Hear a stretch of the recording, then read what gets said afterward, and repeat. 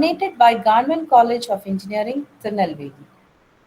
We shall start this session with a 10-minute recap of whatever things that we have explored during day 1 and day 2, and I deem it a privilege to walk you through the glimpses of the FTP, the topics that we discussed on day 1 and day 2.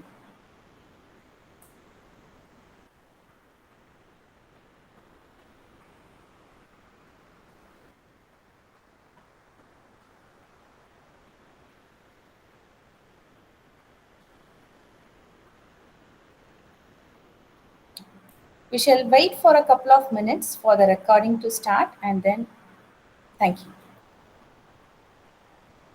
So I deem it a privilege to walk you through a 10-minute exploration of day 1 and day 2 of this faculty development program on stress management. The day 1, session 1 was on human values and ethics, started with a wonderful question of what is education. Education is considered to be the pillar of a defined society, and it is vital to infuse human values and ethics in education. So change is the buzzword that is happening in and around us nowadays.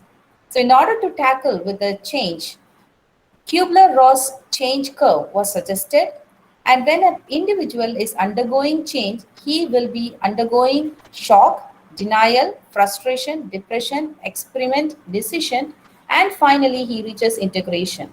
When an individual reaches integration, he or she will be able to give creative alignment, maximize their communication, spark motivation, develop capability, and share their knowledge. So change is inevitable and we should be adopting to change. This change can be felt in two dominant sectors like technology and management. Considering change in technology, we can see that there is a risk of cybersecurity and cyber ethical issues that we are facing due to this rapid change in the field of technology. Talking about cybersecurity, there is a risk in networking, application, information, operational systems, and business management. And when coming to ethical issues, it is like copywriting and downloading, crime and punishment, internet hacking, and cyberbullying. Considering the second change in the management model, it was suggested by the resource person that the management and the stakeholders must be clear of the 5 attributes. They are awareness, desire, knowledge, ability, and reinforcement.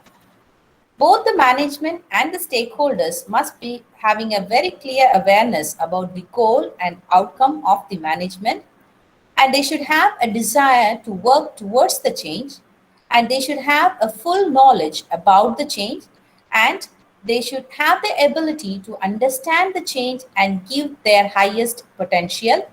And finally, we should be able to adapt to the change and sustain in the progressive work.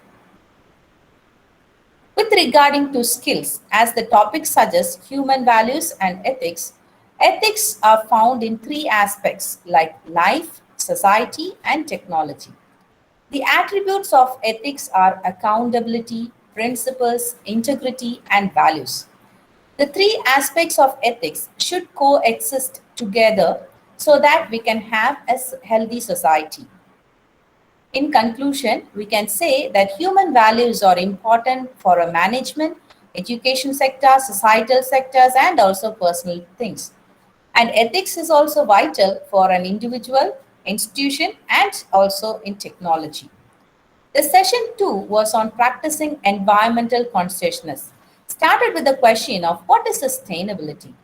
It is nothing but the ability to provide human and basic needs like food, clothing, and shelter while having minimum impact on nature.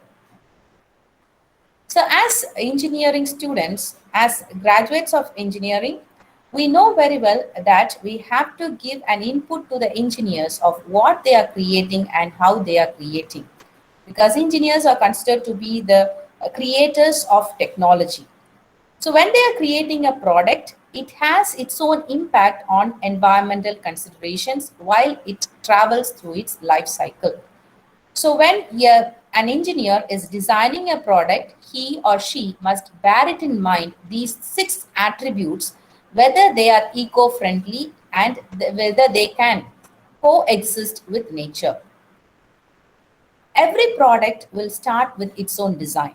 So design contributes six elements like raw materials, components, energy requirements, environmental impact, recycle and renewable materials, and its own life cycle. So as we start designing a product, it is important to check whether it is eco-friendly or not. If not, activities like cutting down of trees, burning fossil fuels, build hydroelectric dams, and mining will result in excessive emission of CO2. Excess emission of CO2 has its own impact on nature, just like changing in climate, pollution, conservation, energy, depletion of resources, and so on. In order to manage with these environmental issues, green tribology was suggested. It includes friction, wear, and lubrication.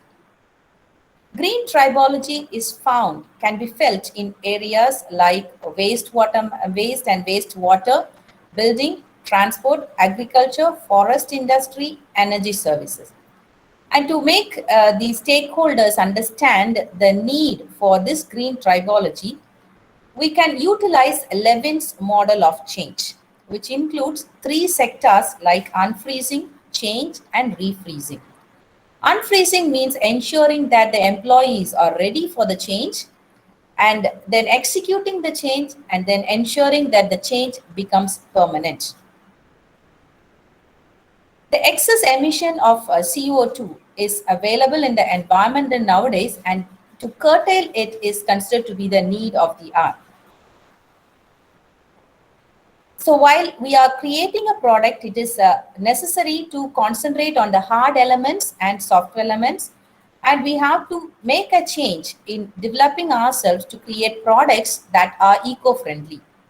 In order to execute this, McKinsey's 7S framework can be followed. And adopting to these changes, blockchain technology is invented, and it has started to come into existence in many a number of countries. In its own applications like transport, agriculture, energy, government, travel, education, and so on. So day one, the session 3 was on man, machine, and intelligence. Started with the word, what is empowerment? And the need for empowerment is found in societal, educational, economical, political, and psychological sectors. These are the strategies of empowerment. If he or she need to empower himself or herself, they have to undergo these strategies so that they can empower themselves in a perfect manner. While talking about empowering oneself, three attributes are considered to be very, very vital for an individual to be developed. The first one is social skills, second is flexibility skills, and the third one is intellectual skills. So in order to cope up or to adapt to the changes of social skills, two theories were suggested. Number one is the nudge theory, and number two is Carter's 8-step model. In order to increase or enhance the flexibility skill, we have to concentrate on these 6 topics like core values, optimistic, proactive, open-mindedness, embrace failures, and chaos. And in order to develop an individual in intellectual and practical skills, these core areas should be highlighted. So the session ended with the highlight that we should create a resistance in the change model, following neglecting the attitudes like I don't get it, I don't like it, and I don't like you. So if you are creating a change, it is important for us to adapt to the change. Where to conclude the things that we dealt with in day one, we can say that change is unchangeable. Adapting oneself to change will help us reduce stress and increase the potential of the work that we are doing. The second day was on managing stress, stress interventions, and stress in teaching scenario.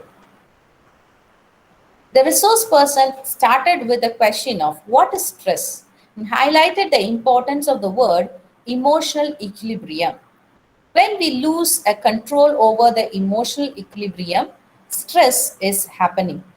And when the stress is left unaddressed, it wreaks havoc in the life of every individual.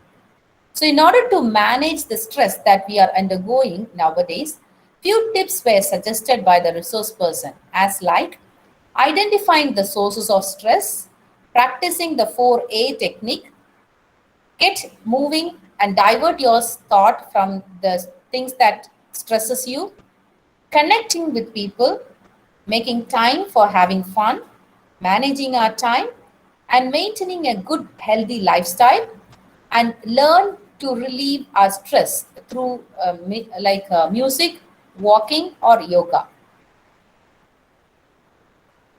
In order to battle the stress, few ways were suggested by the resource person. And the best thing is to smile. Have a smile on your face so that you can be relieved from your stresses that you're undergoing. Or you can go for a short nap. You can use a stress ball. You can have a cup of coffee. We can go for fun runs. You can do stretches, and or you can even play with your pet. These things can be a wonderful stress buster. And there was also one another technique that has been suggested by the resource person as alternate your stress through your senses like seeing, feeling, tasting, touching, and smelling and hearing. So you can just watch a movie, or you can stay with your loved ones. You can have some sumptuous meal to get rid of your stress. You can go for a wonderful massaging. You can go for a walk in nature or a garden so that you can breathe in the fresh air. Or you can even listen to sweet music that will help you to bust out your stress. So, stress, when it is experienced in excess amount, that will make you to burn out. So, in order to avoid these kind of stress burnings, a few tips were suggested by the resource persons, like understanding the stress, identifying the stress sources, recognizing the body signals when you are having a headache or when you are feeling not well, that indicates that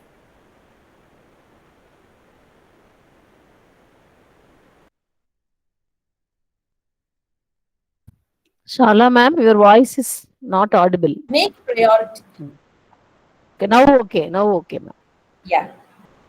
I think I can start with the fourth technique of recognizing stress strategies. Practice healthy stress management techniques. Make self priority. Make time for yourself, as the resource person suggested. Have a me time and ask for support if needed. The strategies of stress management can be categorized into three topics. One is action oriented approach, second one is emotional oriented approach, and the third one is acceptance oriented approach. While talking about action oriented approach, the resource person highlighted that you should be assertive, reduce the noise and reduce screen time, manage your time, create your own boundaries, and get your stress out of your head.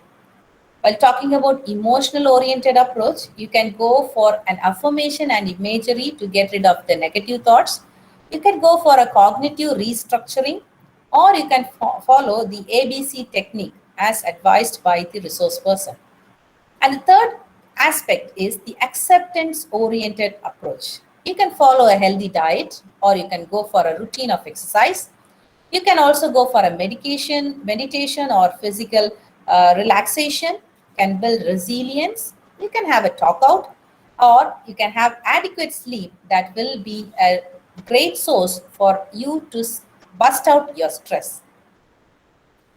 So coming to the things that a teacher faces due to this pandemic, we discussed about a lot of things. And for those stresses, our resource person came out with these suggestions, these 8 suggestions to be followed so that we can have a stress free environment. Starting with breathing. Breathing properly. Properly should be given importance. We can say that we hardly breathe when we are stressed out. So it is important for us to breathe in and breathe out properly while we are stressed. So I think we can start. Before we start today's session, we can have a three breathing session. I want all of the participants to breathe in with me.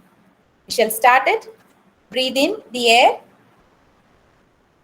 hold it, breathe out. I hope you are doing it with me. Breathe in, hold, breathe out. Breathe in, hold, breathe out. I think that will reduce a number of stress in our life. So starting with this breathing exercise, we can go for embracing the stress. You can be imperfect. There's nothing wrong in being imperfect during times. Practice emotional first aids. Be grateful. Limit grass is greener thought. Work smarter and not harder.